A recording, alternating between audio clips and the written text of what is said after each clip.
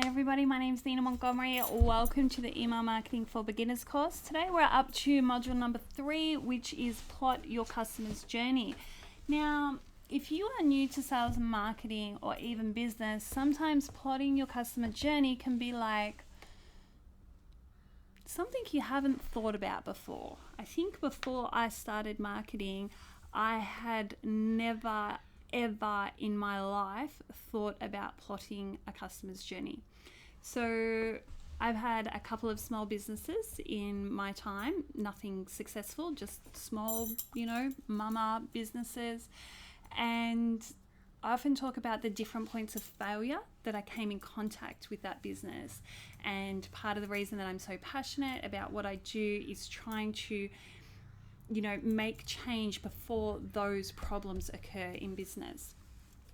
Now, one of the important ones is the customer journey, because something that happens when we start a business is we think about getting the sale. So we might be selling something and we think about the customer purchasing that product from us. But what we don't really think about is what happens after that. Now, I'm going to give you a really good example here of my business at Personalised Tutus Australia. I used to have a business that sold children's birthday outfits every year. Okay, so a child that was 1 year old could also have a birthday outfit at 2 years old, at 3 years old, at 4 years old, 5 year old, and 6 year old. Yet at that time, I never set up an email marketing sequence. I never set up a discount coupon. I never did anything, even though I had the data there. I knew when that child's birthday would be roughly due. I knew how old they would be turning because I'd already done, that child's birthday outfit. There was so much data that I could have used and anticipated to help the parents the next year. Instead, what was happening is my customers would come back to me and say, "Hi Nina, can you, it's my daughter's birthday again, can you please make us a second birthday outfit or a third birthday outfit?" And there was some, girls there that I'd made for years, But my own marketing at the time was terrible. Like, I did not concentrate on the customer base that I had. And sometimes what can happen is that we get so busy with the new orders that we forget that we've got this great customer base that we can tap into from our old orders. So knowing how our customer's journey works, it allows us to serve the customer better. For me, it would have served my customer to say, "Hey, I know your little girl's birthday is coming up. You want to order again? If I can help you out, here's some free party printables, or here's a discount coupon, or here's, something that might be helpful to you. Here's, all the latest trends of 2-year-olds, or everybody's frozen crazy at the moment. That was a couple of years ago, whatever. So sending out useful, helpful, relevant content to my customer, I'm sure would have actually been appreciated. But me, I didn't do that. I didn't map my customer's journey. Never. In hindsight, I look back on that as a clear warning sign for failure.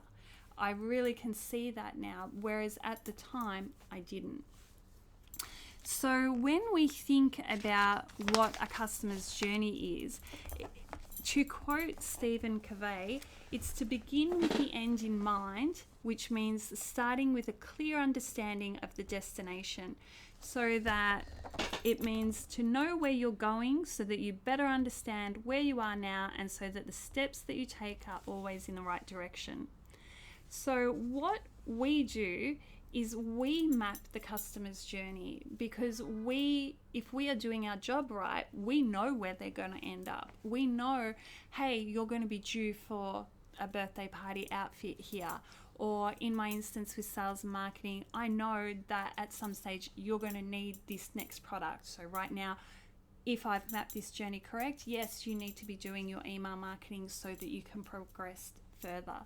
So mapping a customer's journey is thinking about, where did they come from? What are they doing now? Where are they going next? So some things. This is a really basic one, but we'll use it for now. So to start with, we might use something like your customer signs up for free content, so a freebie, so free product, discount coupon or whatever. Might be checklist, mini course or how-to guide. And then what do we want them to do once they've done that? Do you want them to buy something? Do you want them to book a consultation with you? Do you want to give them more free stuff? Do you want to build a relationship? Do you want to, where is the next stop that you want them to go? Okay, because that's the end goal. Then once you establish that, you have the first step and the last step, and then we move in. Obviously, there are more steps that come after this, but this just gives you a basic idea to kind of get it down pat. Now, on top of the sales, on top of our customer's journey, we also want to think about the sales funnel as well. I did a quick video for this yesterday talking about, sales funnel's dead. And I was saying, I think it's really important that you learn the sales funnel, even though we mainly talk about, the holistic approach now for marketing and not the sales funnel. It's still really important that you understand how it works. And this is a great example of why. So what happens is at the start of the funnel, there'll be lots of people that sign up to your email list because they're attracted to your free offer. Now, sometimes what can happen is you're like, nobody's signing up. So what's wrong? Have I got a bad offer? Have I got bad copy? Have I got bad conversion? If nobody is signing up for what you've got, it's because your audience is not resonating with you or the offer that you're putting out there. Anyway, the idea of the sales funnel, which we use like a spinning top, is that lots of people go at the top, but there's only a very small few that come out at the bottom. So, okay, it's a spinning top, it's not a funnel, but same thing. So as the prospective customers move through the sales funnel, there's going to be less and less of them at the bottom. They eventually dwindle down to a smaller number of high-paying customers. Now, the idea of this is because those who complete the journey become strong clients of yours. So they bring in a good price, a fair price for your products and services that you're offering. And they're not going to be complainers. They're not going to be people that, spend money and go, I didn't like that, or she wasn't very good, or whatever it is. By the time somebody gets all the way down to the bottom of this funnel, if they've consumed all your content and been on your journey, they're going to know what they're getting. It's not that they're getting here and then they're spending a large amount of money with you and going, I'm so disappointed. They're going, no, actually, I've moved through all these stages, and by the time I get here, I'm so glad you anticipated what I need. Thank you. You're helping me. Thank you. So when we look at the sales funnel, there are 4 stages. I'll just show them here to you now. Can you see that? So we've got the discovery stage here. We've got a relationship stage here, a purchase stage, and then a follow-up. I'll read them out quickly for you. So the discovery stage is usually when somebody stumbles across your website, they read a blog post, or they get referred to you. And at this stage, they don't have enough trust to buy anything from you, okay? So you might have seen some of these videos before you've actually purchased this course. You may have come in contact with me before you've actually paid any money. So usually at the discovery stage, it's, I want to learn a little bit more about you, but I'm not buying anything, not just yet, okay? So it's a great time to promote your free content because it is establishing you as a thought leader, and so that when the time comes when they are ready to make a purchase or they do need something, they think, oh yeah, that girl, she's going to be great for me. Yep, I'm going to call Nina, she'll help me with the stuff that I need. Now, stage number 2 is all about relationships, okay? So that's after a while you're building this relationship, you guys might be consuming these videos or whatever, and you're starting to get to know me, and I'm starting to attract the right person, okay? So the right customer for me.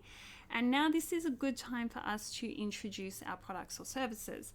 So it's not directly selling, like straight away, buy my stuff, but it's still, hey, look, this is our story of the Looking Glass. It leads into the change room. It leads into our, beautiful workspace here at the Garden, or Metamorphosis Digital and these contractors. Yeah, they're all paid products, but let me show you how they can help you, okay? And that's what that relationship content is that we push out with this story. It's saying, hey, we've got all these paid products and services and they're great, but the reason they're great is because we're going to build a relationship with you and we're going to show you how they can help you. Now, stage 3 is the purchase stage.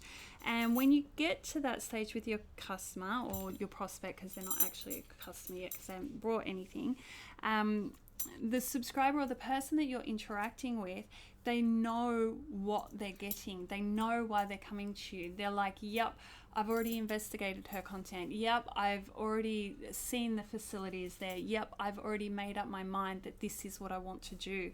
And that's where you get that low dissatisfaction rate, because people know what they're going to expect. They've already engaged with you. They've already seen social proof. They've already consumed content to know how it's going to help them.